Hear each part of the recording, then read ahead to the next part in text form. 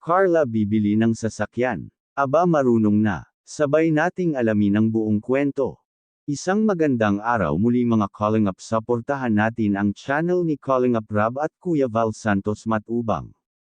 Tinuruan nga ng pagmaneho si Carla ng kanyang agum mga Calling Up. Tingin nyo mga Calling Up kung may chance na makabili ng sasakyan si Carla.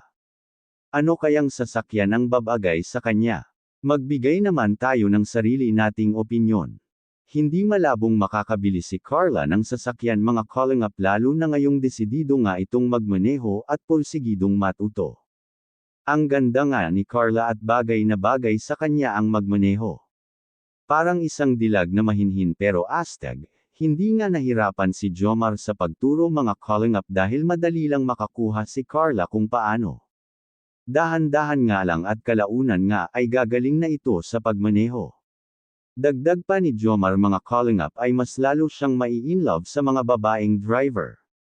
Nako Carla, pag-igihan mo at lalong mapaibig ang iyong agum. Lalo na't gagawin nito ang lahat, mapa-oo ka lang Carla.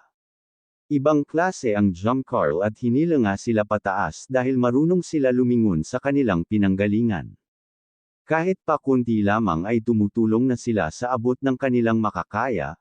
May kasabihan nga na kung hindi mo kayang magbigay ng marami ay mag-umpisa ka sa kaunti.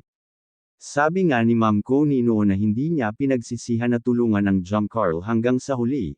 Kita naman natin ngayon na sila na mismo ang nagbalik ng mga blessings na natanggap nila sa mga taong nangangailangan din. Ang saya nga ng puso ni Jomar at Carla mga Calling Up.